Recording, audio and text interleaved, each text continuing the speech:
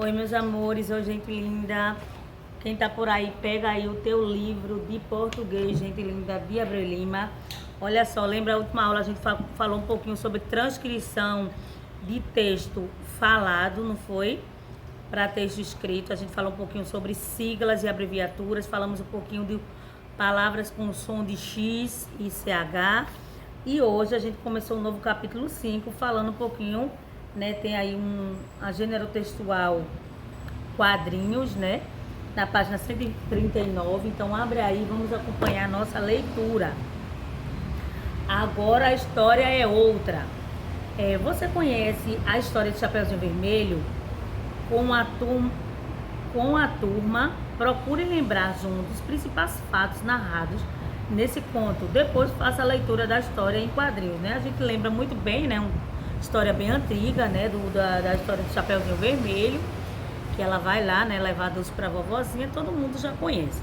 Aí aqui ele tá assim, ó, Chapeuzinho Vermelho, ponto Rex, Chapeuzinho Vermelho.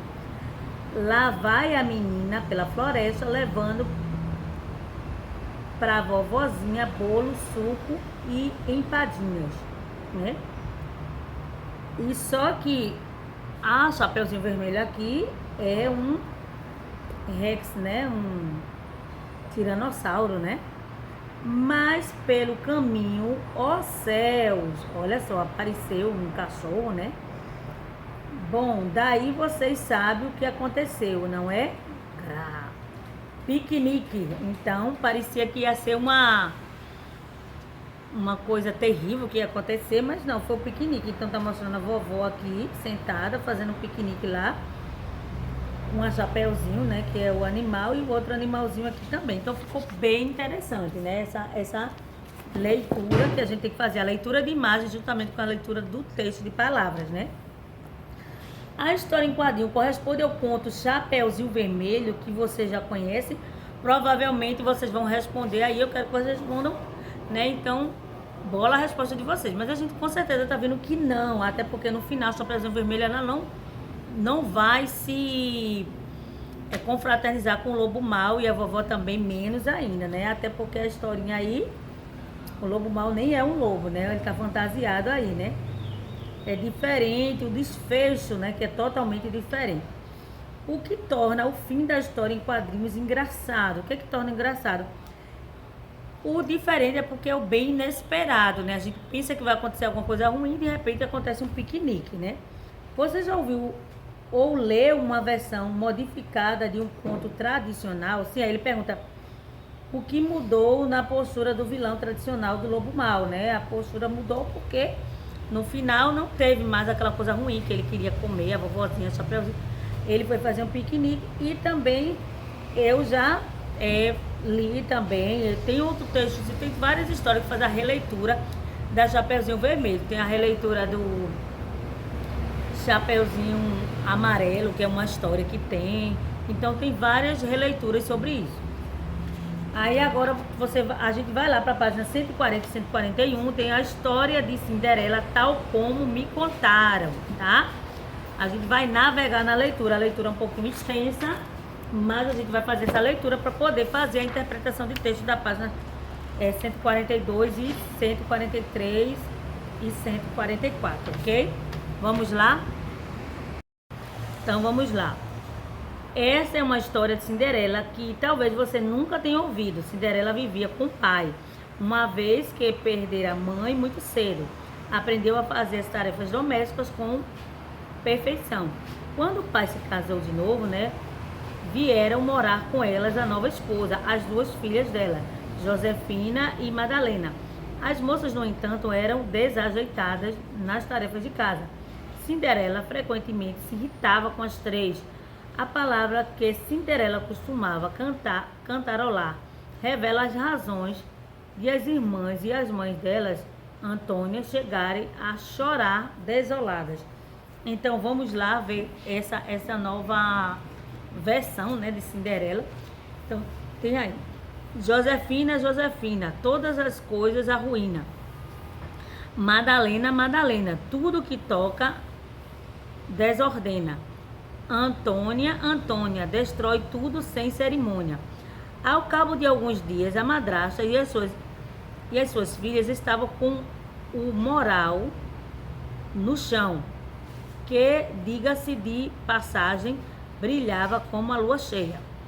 Certa manhã, quando Cinderela esfregava e polia até fazer desaparecer o menor sinal de pó de toda a casa, a madrasta e as suas filhas estavam sentadas no jardim para consolar umas às outras e secar lágrimas que lhes inundavam a face.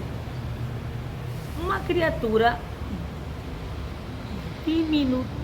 diminuta e alada acabara de pousar perto delas e as olhava com olhos mais cintilantes do mundo. Não havia dúvida, era uma fada. Eu sei muito bem qual a razão da tristeza de vocês, disse com uma voz que parecia destilar mel e indo diretamente ao ponto. E vim trazer solução para acabar com esse sofrimento. O príncipe Godofredo quer se casar e está procurando uma noiva.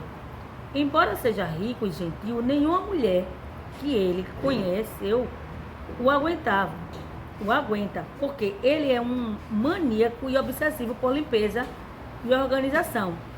Quando ela pronunciou essas palavras, nenhuma das 3 mulheres que a ouviam, boquiabertas, podiam evitar uma expressão de nojo. Mas eu acho que Cinderela e eles foram feitos um para o outro, continuou a fada. Na semana que vem, Godofredo dará um baile em seu palácio, e convidará todas as moças solteiras da região. Eu me apresentarei diante dele num piscar de olhos e cobrirei com um vestido jamais sonhado por mulher alguma. Eu lhe darei uma carruagem e farei com que ela me prometa que deixará o salão antes da meia-noite, momento em que suas roupas desaparecerão com o encantamento. Isso fará com que Godofredo se sinta desafiado a reencontrá-la e que seu interesse por ela aumente ainda mais. O resto vocês podem deixar por minha conta. Ah, disse a fada mexendo sua varinha mágica. Este par de sapatos é para Josefina e este para Madalena. As meninas olharam os sapatos que a fada acabara de fazer para aparecer e viram que eram simplesmente lindos. Por favor, prosseguiu a fada, deixe escondidos até a noite do baile. Só calce quando estiverem preparadas para ir ao palácio. Tudo transcorreu tal como a fada havia planejado. E quando 10 estavam prontas para sair para a festa, Josefina e Madalena calçaram os sapatos que a fada havia deixado e viram com o assombro que eles, assim como os seus pés, haviam dobrado instantaneamente de tamanho. Como não tinham nada de bobas, mesmo sem entender direito, pensaram que a fada devia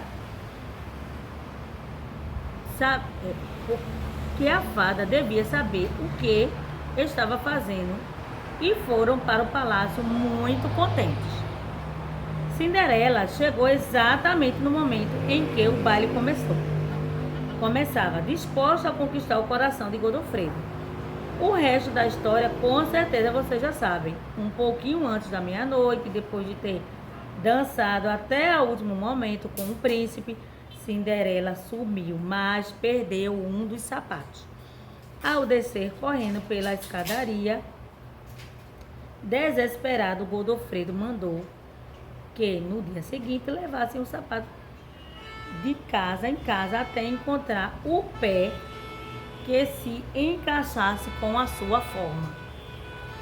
As 2 irmãs tentaram calçá-los, mas só de olhar dava para perceber que aqueles pés enormes não caberiam nele.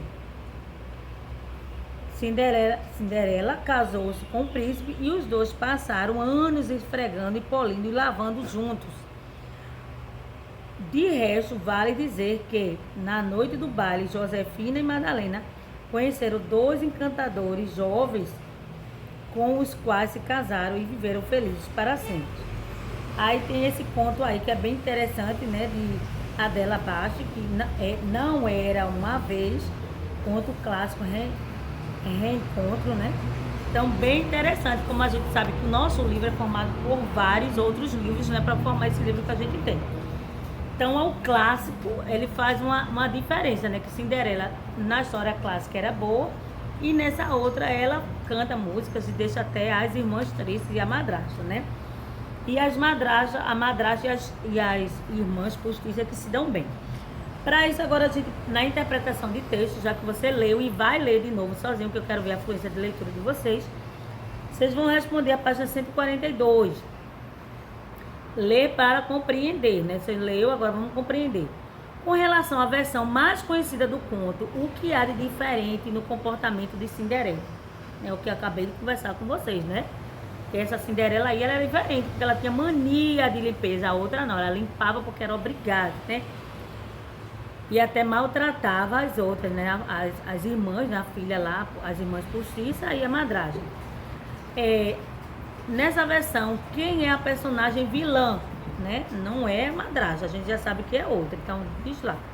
Como se chama o príncipe, em que ele é diferente dos príncipes tradicionais, né? Então, em que ele é diferente, né? A gente já viu na história e vocês respondem. No quarto, há um personagem ligado ao mundo do encantamento que age de maneira diferente, como ela age no conto tradicional. Então, a gente sabe que essa daí é a fada, né? Ela age de maneira diferente. Na letra B, quem é esse personagem? Na letra B, quem esse personagem ajuda nessa versão do conto? Ela não vai ajudar a Cinderela, né? Ela vai ajudar outras pessoas, né? Que são as irmãs dela. Então, na letra D, o que essa personagem faz para ajudar? Você vai lá, lê e responde aí.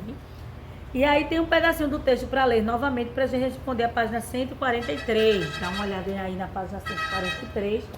Aí diz assim: relê o modo como a fada foi descrita nessa versão histórica.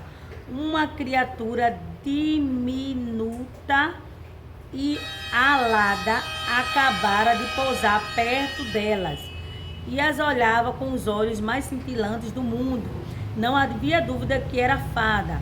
Eu sei muito bem qual é a razão da tristeza de vocês, disse com uma voz que parecia destilar mel e indo diretamente ao ponto. Vim trazer solução para acabar com esse sofrimento. Então, tem uma versão bem diferente, né, de como está falando da fada.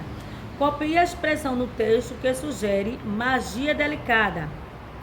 Então, qual é a expressão no texto que está falando sobre magia delicada, né? Ela está falando justamente nessa parte que fala criatura diminuta e alada, né? Que ela tinha lá, né? E olhos mais cintilantes do mundo. Então, está falando justamente sobre a fada, né? Qual é a parte que está falando da doçura dela, né? Justamente a parte que está falando da voz, né? Tem aquela doçura de mel. Então, procura e reescreve, tá, gente? É para reescrever. Explica o que significa a expressão ir direto ao ponto, né? Ela estava querendo, quando a gente fala com ela, vou direto ao ponto, vou falar logo o que é que tem que falar, né? O objetivo direto da questão, sem ficar fazendo arrudeio, né? Relê o texto, aí você vai reler de novo aqui essa parte cinza, tá? Isso é interpretação de texto, demora, gente. Vocês têm que voltar para o texto, ler de novo. Tudo transcorreu tal como a fada havia planejado e como estava pronto para sair para a festa. Josefina e Madalena calçaram os sapatos e a fada havia deixado e viram com assombro que eles, assim como os pés, haviam dobrado instantemente de tamanho. Como não tinha nada de bobas, mesmo sem entender direito, pensaram que a fada devia saber o que estava fazendo e foram ao palácio muito contentes. Então, o que significava a expressão com assombro? O que é que significava aí? Aí você vai dizer alegria, é surpresa, é espanto, é tristeza. Então, é, né, um sentimento, uma expressão. Na letra B, porque a fada fez os pés das irmãs crescerem tantos, né? Então, as irmãs já compreenderam, né? Porque não houvesse dúvida de que o sapato perdido só poderia caber no pé de quem? Então, da Cinderela, não das irmãs, né? Na letra C, vale a pena as irmãs confiarem no plano da fada? Sim ou não? Eu acho que valeu, né, gente? Valeu a pena sim. Porque acabou que Cinderela saiu de lá, não ficou mais falando delas, elas não choraram mais e se casou com aquele príncipe que os dois tinham mania de limpeza, não é? Foi? Então responde aí. Também tem um sétimo para vocês responderem, né? Escreva como foi o desfecho da história para Cinderela e também para a irmã Josefina e Madalena. Então vocês vão escrever como foi com Cinderela. Ela ficou feliz para sempre ou ela ficou feliz ao modo dela lá com o príncipe, né? Limpando lá. E para Josefina e Madalena também, como é que foi? Vocês reescrevem. No oitavo, esse desfecho trouxe humor a essa versão da história, por quê?